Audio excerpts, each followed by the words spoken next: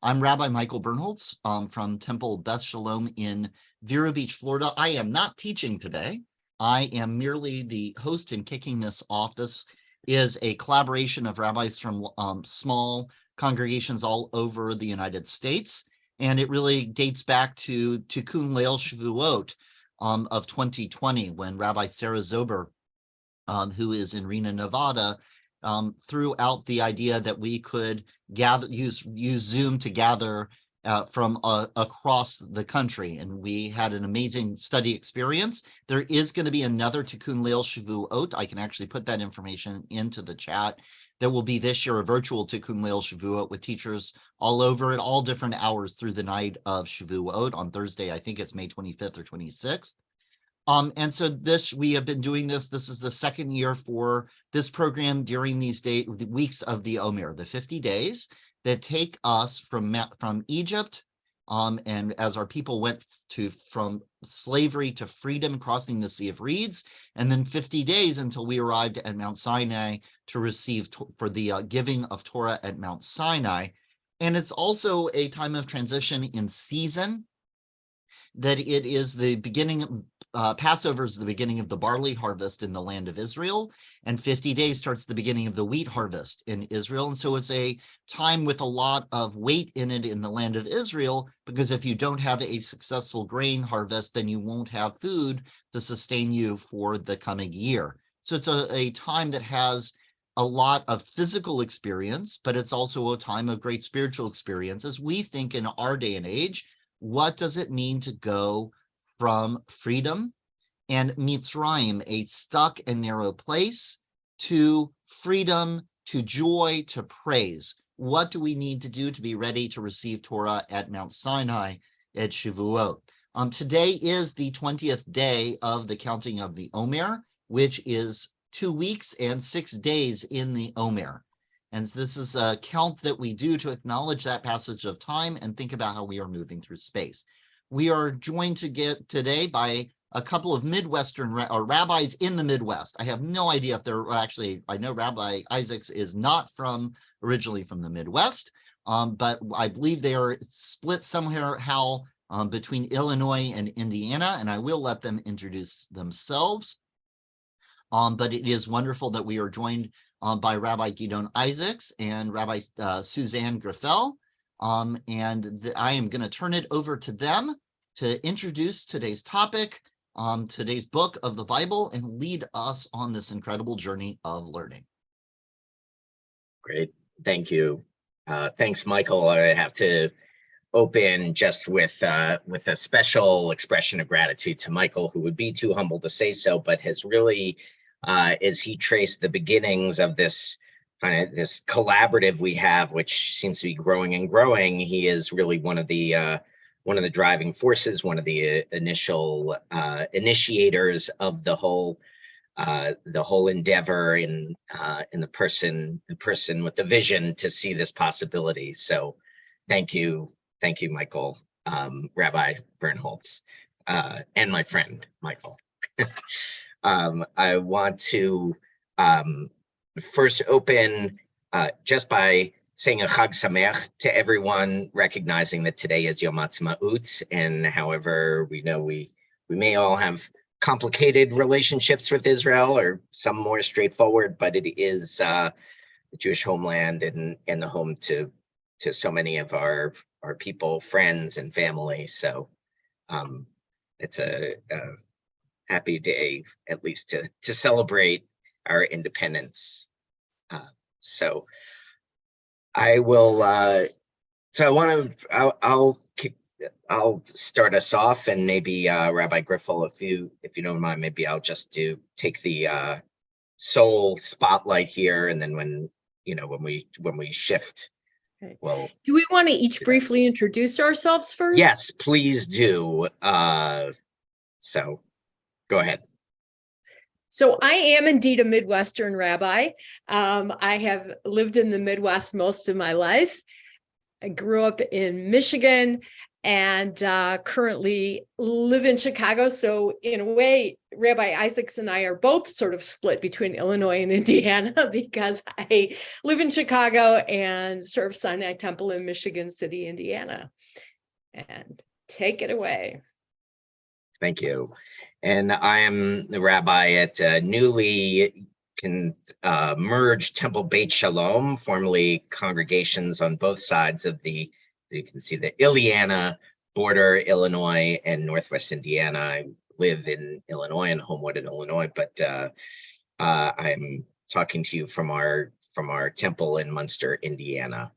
And as Rabbi Bernholtz mentioned, in origin until quite recently a New Yorker, but happy to be here in Chicagoland.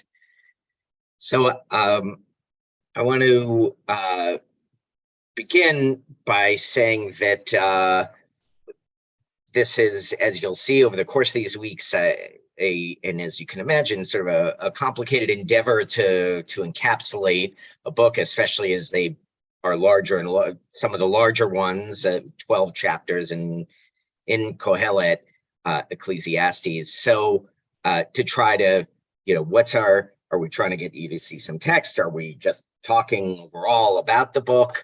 I hope to do a little bit of both today, to characterize the work and give you some examples and some perspective on what it's about.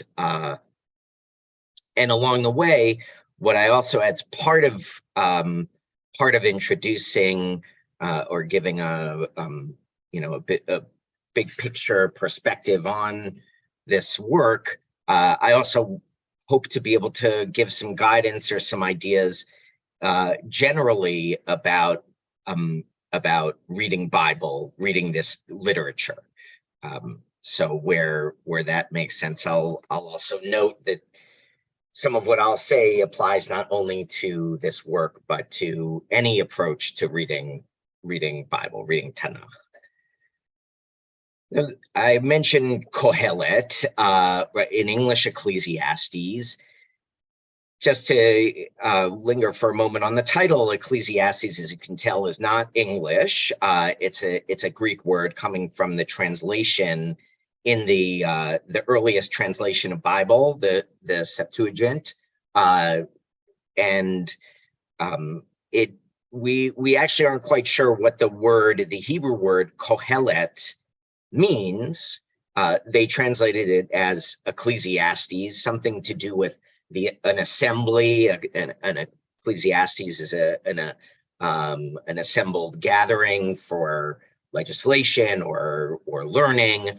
The Hebrew Kohelet comes from the three-letter root kahal, which that word may be familiar to you as the word we use in Hebrew for a congregation.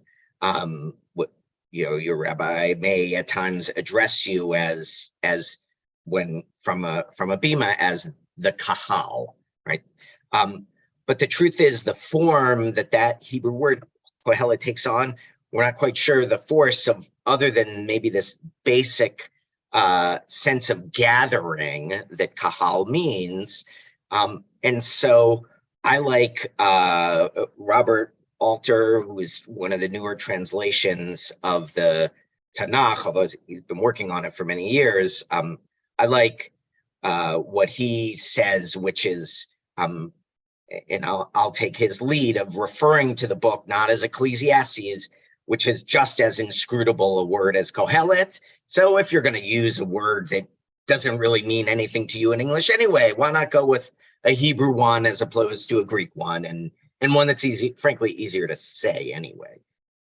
So Kohelet is ascribed to, in the very first verse, the a son of David, or the son of David, right? So because of, if it's the son of David, that would be Solomon. And as a genre of biblical literature, there are obviously different, there's narrative, there's poetry, but one genre is wisdom literature, literature that comes to be obviously instruct in some way, offer some insight, sort of the Jewish version, ancient Israelite version of philosophy, but where philosophy really lays out an idea as kind of a treatise or an essay in a logical way.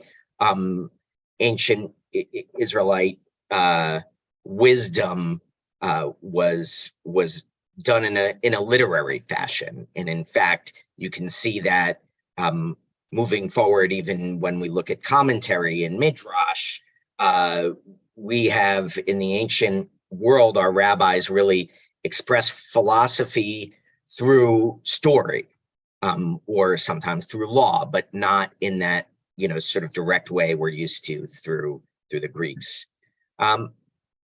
So I mentioned wisdom literature because, of course, Solomon is the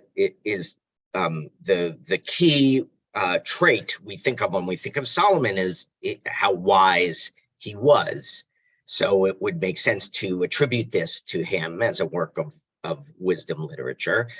But now, speaking as a 21st century, right, modern, we recognize that these attributions are fanciful. They're part of the genre in general, where something might be attributed, and in general here I mean Bible, right? Anything, I would say, really all of our biblical works we have to look at as composite works, as literature. We could say literature by committee, but where that Bible, Tanakh, is some of the best literary production humans have ever produced. So whereas by committee usually means lowest common denominator, this is maybe a better way to think of it is by editor, right? That these works went through editing processes over centuries to arrive at the form in which we find them. Also, talking of Solomon, who would have lived really at the earliest part of biblical history, this work is quite clearly, for a variety of reasons, both literary in terms of the language we find, the vocabulary and the grammar, but also in terms of its theological approach. It is clearly post destruction of the first temple, so exilic, sometime between either maybe in the Babylonian Empire or later. Once the Jews are in exile, there's more and more Hellenistic influence, right? Greek influence. So we maybe can even see some of that influence of philosophy in the perspective that we find in the work. And we can see that in the theology. I want to jump into the text, but I'll say writ large, first of all, it is very clearly a sense, unlike the traditional perspective of, let's say, Deuteronomy, that is very much written during the time, composed during the times of the monarchy. And so it's very much about enforcing rule and law. And so has a theology of, you do good, God will reward, you do bad, God will punish. That is not the world of Kohelet, and Kohelet is much more savvy than that. In fact, I will say that why I'm excited to talk about this book is just how incredibly modern and relatable, even postmodern, we can say, and relatable for our times. I remember first encountering this work as a teen, right, or college or teen years, and when you were first encountering kind of your existential crises, and maybe looking at the world and saying everything's meaningless, and really seeing an echo of that in Kohelet. And yet that's not the full story here. So one other thing I'll say, that as I said, modern, even postmodern, right? In the sense of, where is truth, or is there one unified voice? We find in Kohelet that even Kohelet will contradict itself. And so that's if I haven't, the first point I want to make explicitly that applies here, but also in Tanakh in general, in Bible, that we tend to approach it thinking of it as this antiquated kind of, certainly ancient, but also kind of antiquated literature where we know better now, but we want to look for one view or a message or a lesson. And so we may either find, if we comment it with that approach, we may find the work more confusing than necessary, or miss nuances because we're trying to harmonize everything. But it's very clear Kohelet really contradicts itself at various points. So, something else to note and to notice. So what I'd like to do is read, we'll see how much we can get into. I want to read the first chapter. I want to do a little exercise, actually, in reading, and the way I want to do that is reading the first chapter. Because as I mentioned, I first encountered this and thought of it really as an existential work in a almost a kind of despairing way. So I want to read with that kind of sense. The words of Kohelet, the son of David, king in Jerusalem. Only vanishing mist, vapor, says Kohelet, evanescence and mere appearance, everything is a vanishing mist. Does a person benefit from all this work at which he labors under the sun? I'm going to alter the translation a little bit here at times, but one generation passes, another generation comes, and the earth abides forever. The sun rises and the sun sets, and it persists in its place where it shines. The wind goes south and it turns around to the north. It continually repeats its rounds. All the rivers run into the sea, yet the sea is not full. The rivers flow, they repeat and flow again. All things wear on. Man is unable to describe it. The eye is not satisfied with seeing, nor is the ear filled with hearing. What has been is what will be, and what was done is what will be done. There is nothing new under the sun. Is there anything of which to say, see, this is new? It has already been in the words which preceded us. There is no remembrance of those that preceded, neither will there be any remembrance, those that follow among those that follow after. So this exhausted, weary, despairing kind of sense, we first approach Kohelet and it jumps out at us. The translation right here is certainly better than, but you really get that sense in the King James version, right? All is vanity, or JPS, the Jewish Publication Society, all is futility, right? You get this. When I say existential and talk about teen existential angst, right? I'm not talking about something that is a little more balanced. I'm talking about, first seeing that there's no, we're nothing, right? And what's the point of it all, given how tiny we are? And you see that sense of being so infinitesimal, dwarfed by these forces of nature, and even those forces of nature mirror us. There is no no moving, everything around us also is just kind of this slave to this endless cycle, right? But I want to see, this is a little bit of a test of my acting, I guess, performance ability here, my rendering. I want to read this differently, and let me be explicit here. Introducing what I'm about to do. We'll see how successful, and if not, either way, I'll unpack what I'm getting at in this different reading.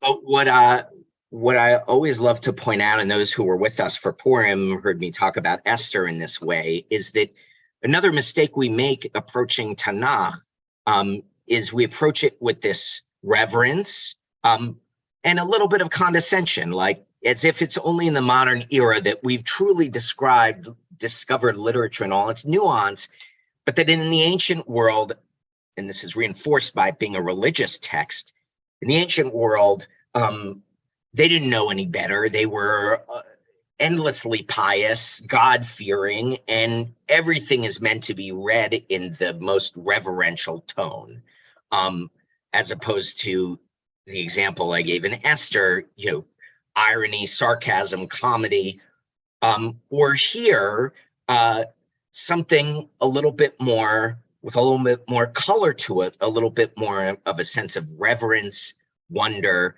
So I want to try and use my, reading voice initially for that, but then I'll also unpack some of this with some explanation as well.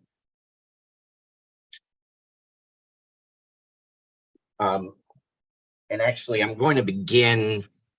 I mentioned, actually, one other thing. I'll go out of this for a second. A key piece here is, right, the second verse, the vanities, all is vanity, futility. The word that's a key word is hevel, and it repeats. Hevel is a Hebrew word for vapor, or we could see in this, and I'm going to use Robert Alter's translation here, as breath, right? It's something certainly elusive, but just because something's elusive doesn't make it futile. Just because you can't catch it doesn't mean you go after it. You don't go after it, right? Happiness is elusive, but to try and capture it, we wouldn't call that futility. We just mean it eludes us. And we can't put it in a box and hold on to it, right? We just, so I will,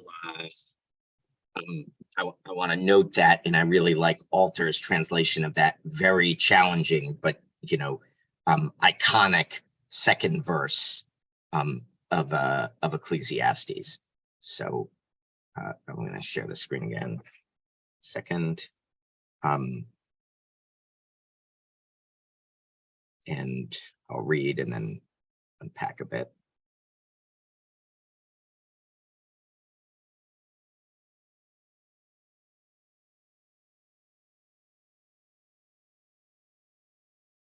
Okay.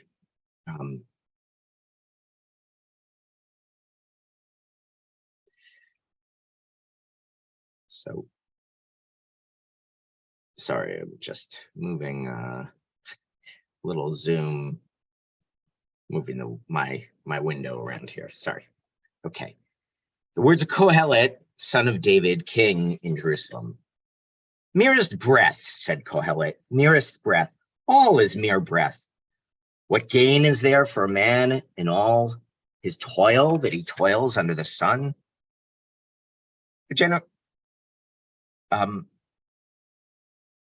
A generation goes and a generation comes, but the earth endures forever. The sun rises and the sun sets, and it persists in its place where it shines. The wind goes to the south and it turns to the north. It continually repeats its round. All the rivers run into the sea, yet the sea is never full. The rivers flow. The way the rivers flow, they repeat and they flow again. All things wear on. And it is too much. A man is unable to describe it. The eye is never satisfied with seeing, nor is the ear ever filled with hearing? What has been done will be, and what was done is what will be done. There is nothing new under the sun. Is there anything of which to say, see, this is new? It has already been in the worlds which precede us. There is no remembrance of those that preceded, neither will there be any remembrance of those that follow among those that follow after. Hopefully what I'm trying to get at here is a sense of, rather than despair, first of all, we witness these wonders of nature and are privileged to see them, and they never go away. And not only that, I think in making recognize by mentioning these eternal forces around us, these elemental forces as well. And I say elemental intentionally, just to, kind of throwaway to note, we have fire, right? Fire, water, earth, and air. We have the four elements with the sun and the earth and the, right? So we're really talking about the building blocks of the world, and we're in it. We're part of it. And there's an opportunity to experience awe here. Yes, you can be exhausted by all of this, but with different intonation, a different perspective, it all becomes inspiring because we're all part of this, right? You can, a line like, going back to us, the eye is not satisfied with seeing, nor is the ear filled with hearing, could be like, "Oy, it's exhausting. There's always more." Or it can be, "Holy cow, there's always going to be more," right? I'm never going to run out of things to witness, to experience. And even the nothing new under the sun can feel like, depending on who you are too, can feel like, well, maybe if I'm an artist and I'm really trying to create something new, I can beat myself up and say there's nothing new. On the other hand, I can say the creativity is never ending. Everything, first of all, there's no pressure on me to create something new because everything has been. So fine, don't worry. Take the pressure off. And also there is a constantly renewing source. I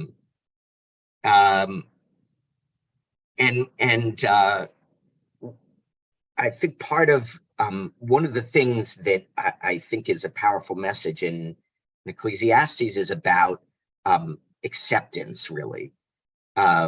We have this line 15, what is distorted cannot be corrected, and what is lacking cannot be counted. Now, again, that can feel despairing. I can't fix something. It's actually a better translation there too might be that which is crooked cannot be straightened out. So on the one hand, I can say, well, I can read that metaphorically as saying, I'm crooked, I'm broken, I can't be straightened. On the other hand, I can read it also about myself, but think about looking at something outside of you and saying, why am I going to try and fix that thing, right? It can't be, just accept it as it is. That's okay. There are things in the world that are going to be crooked. And my work is to accept them and move on. And I know my time really is up or ending, but I want to give a sense of I want to share one of my favorite pieces in Ecclesiastes, and it also gives the sense of, so where Ecclesiastes finds or Kohelet finds the hope that Ecclesiastes does, while it doesn't, there is a sense of connection, of divine, of not worrying too much about whether we're going to make some eternal difference, but appreciating what is and what we have. And a beautiful piece that is here is in chapter 4 now, verse 10, verse 9, starting verse 9, two are better than one, since they have a good reward for their labor. Since one falls, if one falls, his fellow will lift him up. But if one falls alone, there's no second to lift him up. When two lie together, they warm each other. But one alone, how can he keep warm? If one is attacked, both can stand up against him. And a threefold cord cannot quickly be broken. So to me, this is one of these wonderful, timeless takeaways. This two are better than one is what is saying is, whatever your experience, embrace others, right? Reach out. Don't try to go the solitary route. Recognize how much we have to gain from finding not just one. Start with one, at least have, right, a partner, and all these practical reasons why. And then to me, the kind of piece de resistance here is in the one I've come back to again and again. To me, I see the roots of Martin Buber and I and thou, the divinity through relationship, finding God in relation to other and the divine in the other, is this verse 12, right? If one is attacked, both can stand up against him. So we have all this advocating for two. And a threefold cord cannot quickly be broken. Where does this threefold cord come from? First, we can look at that as three-ply. That's how the bond between us is that strong. But I also see the three as a gesture towards, number one, moving beyond a sequence, right? We go from 1 to 2 to 3. Once you start reaching out to a second, more will come. There'll be a third and more. But when I mention I and thou and Martin Buber, the other thing I see about this is, where's the three come in? Where does this threefold cord come from? Is that what Kohelet is implicitly saying is that through a deep relationship, recognize it's actually never the two of you. Once there are two, a third person enters, or a third party enters that relationship, and that third party is the divine. God, Adonai, Ein Sof, whatever, however you want it. But by connecting to another, a third is manifested and comes into existence. And in that, I think, while there is great despair and existential dread in Kohelet, to be sure, there are also these powerfully positive, inspirational messages that we can hold on to. Thank you. I'm going to throw it over to Rabbi Griffel. Thank you so much, Rabbi Isaacs.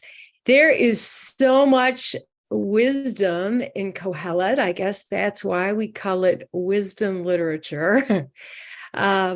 So when Rabbi Isaacs and I got together in advance to plan, we decided that, we obviously couldn't do justice to the whole book in 1 hour.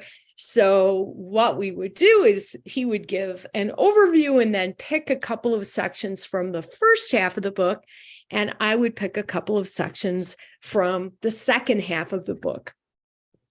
So one piece of background for the sections that I have chosen is that for 13 years, I worked as a hospice chaplain and am currently actually also doing some chaplaincy work. So I've spent a lot of time with people who are approaching the end of their lives. And so I have a lot of appreciation for what Ecclesiastes or Kohelet has to say about illness or aging, I should say, and death. So I am going to share my screen, and I apologize in advance if I freeze for a while. Hopefully I will be back.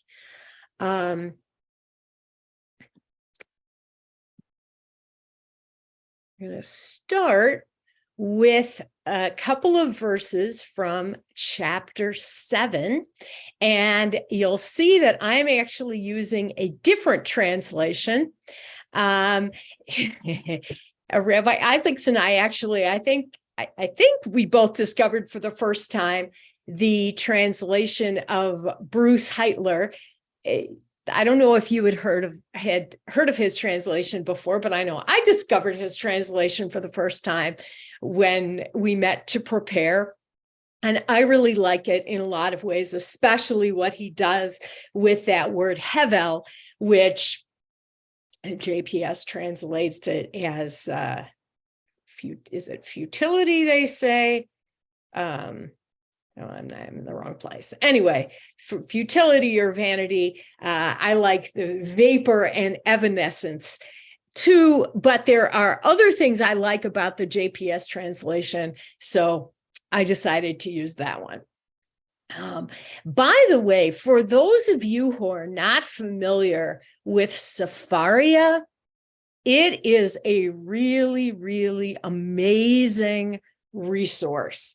And for those who know a little bit of Hebrew, you might hear that it's related to the word sefer, and even more closely related, so sefer meaning book, and sifriya meaning library. So it's kind of a play on the Hebrew word for library, and it is indeed an immense Jewish library. So highly recommend it. You can see at the top of the screen, Sepharia.org, and that's what we were both using. I would say Sepharia is the rabbi's best friend, or one of the rabbi's best friends.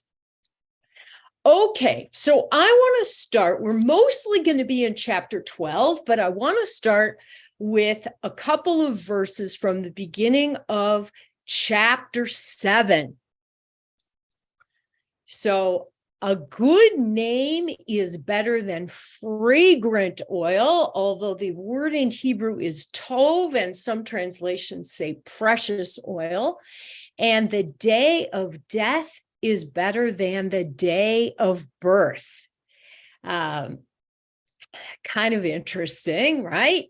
There are a number of interpretations of this, both the precious oil or fragrant oil, and why a good name is better than that, and also why a day of death might be than the day of birth. But some of the ones that make sense to me are, with Rashi, the idea that when you pour oil, so oil does rise to the top when you pour it onto something, but if you when you pour it into another liquid, but when you pour oil onto, like anointing oil, which is for priests and so forth, it goes down, but a good name rises up. And said the day of death is better than the day of birth. There are a couple of reasons. One is because by the time someone dies, you really know who they were, and you can kind of take the measure of the person. And also, this is with Rashi, that actually, that's for the second verse. Sorry. It is better to go to a house of mourning than to a house of feasting, or as Bruce Heitler says, to a party. Because that, i.e. being mourned, is the end of every person, and a living person should take it to heart. Now, I would say that, this, and we talk about this in modern society too, that thinking of our mortality can help us live better. So I think that's one thing he's saying.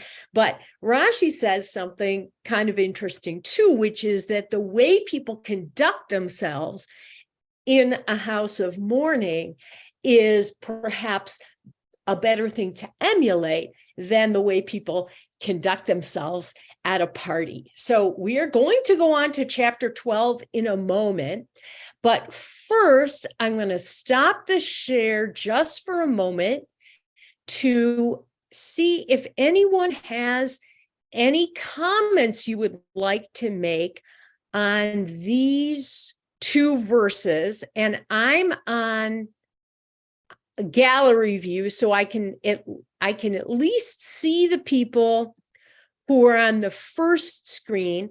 But if you would like to say something, please use the virtual hand raising function to make sure that you're on the first screen. Is there anybody who would like to make a comment on those first two verses? Because they're definitely not counterintuitive, at least the second one.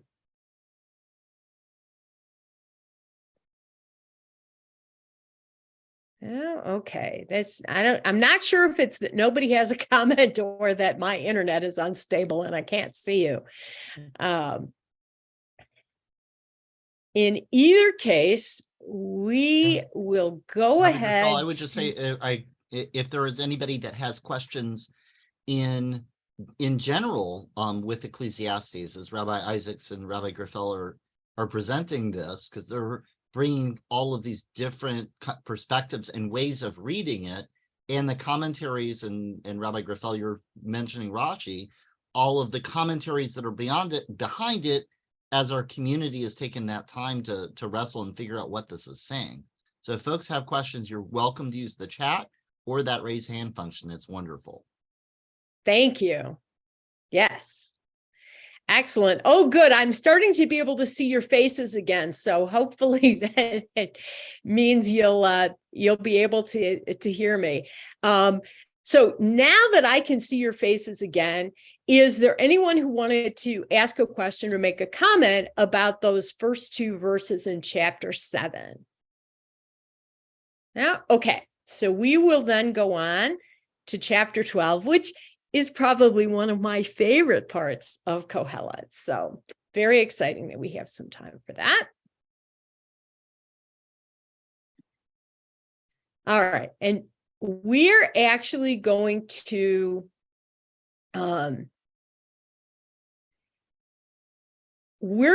go through a bunch of verses. And so I'd like to do them kind of a few at a time, and would welcome questions and comments. You know, as Rabbi Bernholtz said, while I'm screen sharing, it's a little trickier to see the chat. So if you'd like to say something, please use the raise hand function. If you can do that, it should be on the bottom with a little icon that says reactions. So first of all, actually, to go to the end of chapter 11 before we go to chapter 12, as Kohelet has said several times, and unfortunately we didn't have time to look at all of them, kind of enjoy the good things in life while you have them. And specifically, kind of toward the end of chapter 11, enjoy your youth. Oh, good. I see there's something in the chat.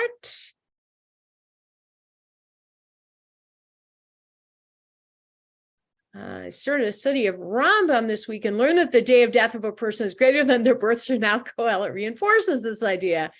I find it interesting how often we learn something new and then it appears again. Thank you. Yes. Yes, indeed. And one of the fabulous things about Jewish study is that these sages who lived in such different eras mutually reinforce each other, and they kind of talk to each other. So it's kind of cool that here Kohelet is talking to Rambam. You know, often the rabbis in the Talmud are talking to the biblical authors and vice versa. It is so fabulous. So yeah, so he's talking about enjoying your youth. And then he says, I'm going to read it in Hebrew first because the Hebrew and the English here are pretty different. Zchor et borecha bimei bechurotecha. So JPS says, appreciate your vigor in the days of your youth, but that's interpretive, using this word that means bori, but borecha is really your creator. What it more literally says is remember your creator in the days of your youth, which is really more kind of a mindfulness kind of thing. Then before those days of sorrow come and those years arrive, of which you will say, I have no pleasure in them. Before sun and light and moon and stars grow dark, and the clouds come back again after the rain. And now these next few verses are really, really my favorite because of the metaphors. When the guards of the house become shaky, and the men of valor are bent, and the maids that grind grown few are idle, and the ladies that peer through the windows grow dim. So you see, these are metaphors for different parts of the body. And as I think many of us are aware, these are things that happen as we age, right? Some people have tremors in their arms. Some people's, legs may become bent. Some people may lose their teeth. Of course, Kohelet didn't have the advantages of modern dentistry. But, even today, some people need pureed food as they get older. Some people's eyesight begins to fail. And moving on, the doors to the street, i.e. the ears. And isn't that a fabulous metaphor? What enables us to hear what's going on outside doesn't really work anymore. With the noise of the handmill growing fainter and the song of the bird growing feebler. So the Hebrew viakum lekol tzipor, which is literally sort of you get up at the voice of the bird, and the strains of music dying down. So Yishahu kol benot hashir, literally the daughters of song. So first of all, before we go on, anybody have any comment on any of these, kind of very specific, but using very beautiful metaphors, ways that he's describing aging? Colleen, please.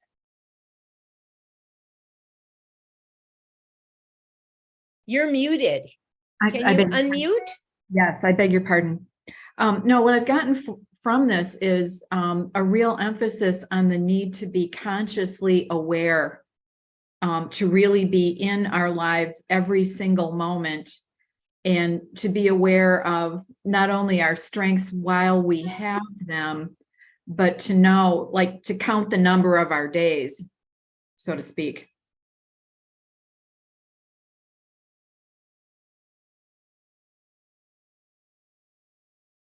Yes, thank you. That's really beautiful. Yes. I love that. Thank you. And now, Anne. Well, I see that, that old saying, I think I may be frozen. So, but go ahead, and hopefully everybody else will hear you, and then hopefully I will soon. The idea, that old saying that youth is wasted on the young, and reading all of this, and I'm an old person, and the older you get, the more you appreciate all of this, because as you near the end and your eyes and everything do grow dim, you are enjoying things at a higher level because they're, contracting. But if I were 20 years old, and I remember when I was young, I thought I would be young forever. Yes.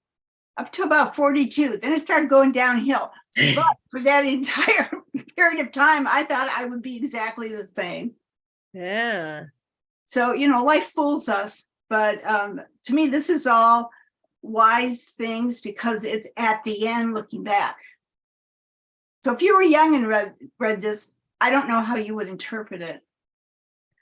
It's a great point. That's a great point. I bet people who are young, well, I mean, I guess I did read this when I was young too, but yes, it's a really great point. I think if you're young, you may kind of read it more negatively. And actually, this is kind of one of the things Rabbi Isaacs and I were talking about when we met last week is, some people sort of see the book of Kohelet as kind of somber and negative, but I do think that does depend on where you are in life when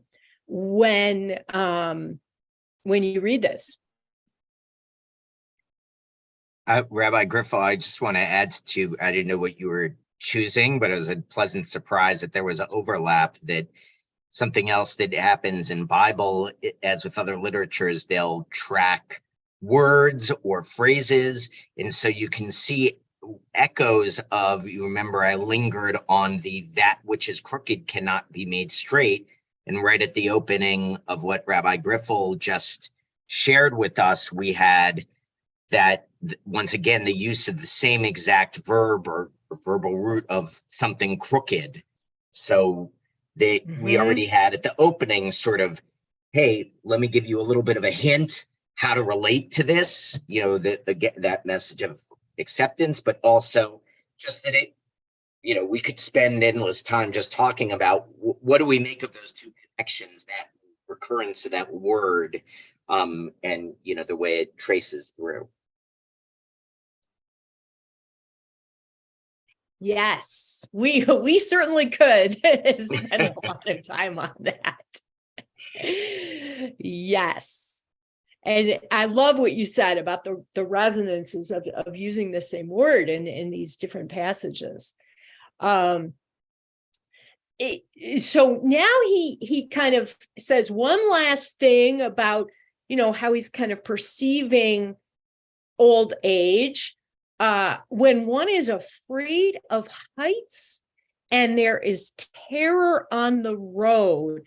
And I mean, this really does ring true to me. I mean, I think a lot of people kind of do contract, and one of the speakers, and I can't remember which of you it was, talked about, life kind of contracting, and that people do become afraid to go out for a variety of reasons, either for safety or, safety in a bunch of different ways, safety in terms of, not wanting to fall, and safety in terms of not wanting to be attacked.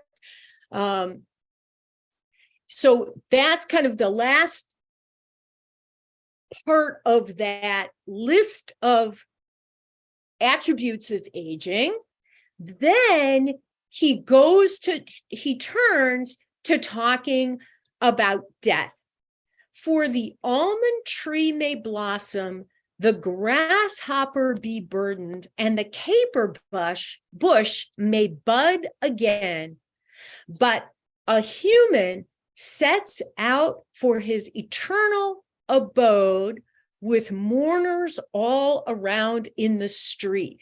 And the reason I clicked on this note, and there's another note for whatever reason is not coming up, but it talks about how this may not really be referring to a grasshopper, and that actually would be making more sense for it to be referring to a plant. And the one that the note in the JPS refers to as a squill. Now, to be honest with you, I don't know what a squill is, but it's a plant.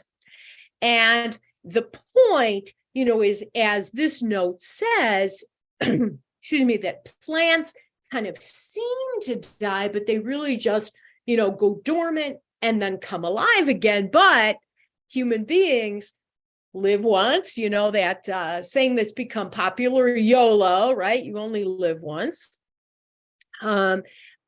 We set out for our eternal abode, with mourners all around in the street. I see I only have 3 more minutes, so I'm going to read quickly.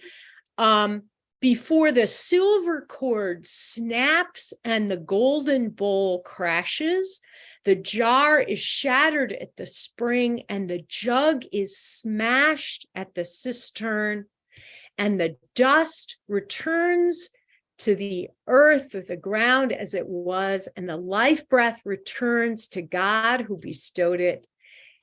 We're not going to read this as futility. It's all vapor and evanescence, says Kohelet. It's all evanescence.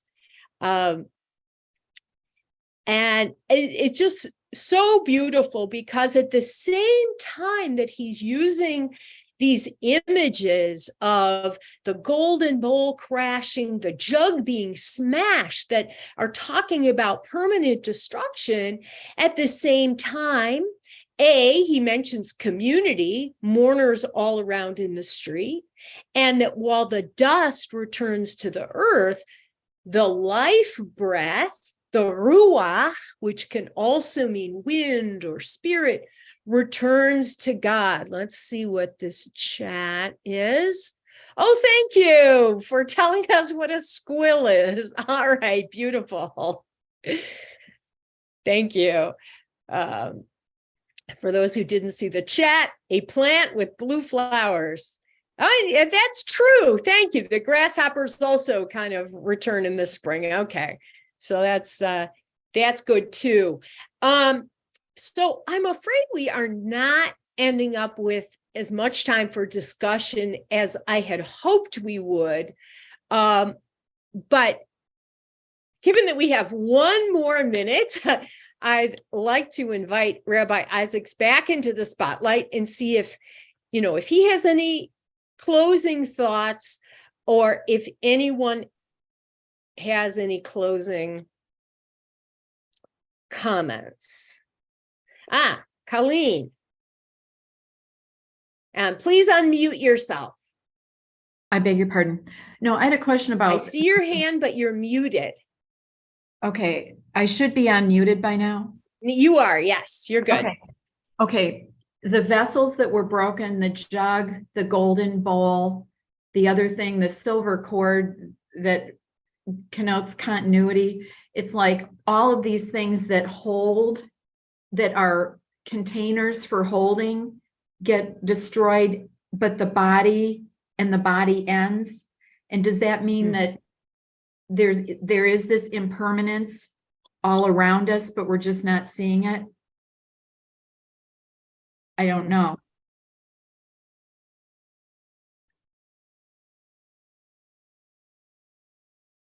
Beautiful. Thank you. Well, we are at the hour. Thank you so much. Rabbi Isaacs, did you have any closing comments? I think that the closing lines, as I said, I remember reading this in Job. In the book of Job, you get this happy ending last chapter that is clearly tacked on because Job is just so dark. I used to read the end of Kohelet in a similar way, but I actually think I really have, in the way I look at it now, see it differently as that message of we go on by putting one foot in front of the other, by doing what is right, by following, Kohelet goes to dark places, so acknowledges, look, we can choose to stare into the abyss and get pulled down into it. We can choose to doubt and to fear. That's the existential piece, I think, is the piece of we do have a choice. Or we can find some measure of happiness and kind of being centered by choosing a path and being on it. So beautiful. Thank you. Well, thank you everybody for participating. And thank you so much to Rabbi Bernholtz for coordinating this. It's been a lot of fun, and happy counting, everybody. Happy Yom And HaAtzmaut. Before everybody signs off, I just did post into the chat both the link for the playlist on the Temple Beth Shalom of Vero Beach YouTube channel that has the last 2 weeks. And as soon as this gets processed, then I will do my best to get it onto that channel tomorrow. I also did put a link if anyone is interested in being part of a virtual Tikkun Leil Shavuot. That information is also now in the chat. Next week, so this is on May 3rd, we will be hearing about the book of Jonah. We just heard a reference to Jonah. Was that Jonah or Job, Rabbi Isaacs? Job, Jonah, it's all the same, right? With Rabbi Simone Schicker in Kalamazoo, and Rabbi Leah Berkowitz. I know there are folks from Elkins Park that I'm presuming are from Rabbi Berkowitz's congregation. They will be teaching on this same bat channel at this same bat time. It is 12 noon. It's now 1 o'clock Eastern. We start at noon, and then 9 a.m. Pacific with all the other hours and time frames in between. And we just hope you continue to enjoy. If there is, if you're looking for handouts, if you're looking for links, just let us know. We are happy to share that information with you. And again, a big thank you to Rabbi Griffel and to Rabbi Isaacs for teaching and sharing Kohelet with us, and just to providing that window as we experienced last week. You're never going to cover all of these texts in 1 hour, but just giving us that entryway, that taste of some of that paradigm to start with is really, really amazing. So a big round of applause to them, and a big thank you, and to all of you for joining us. Yes.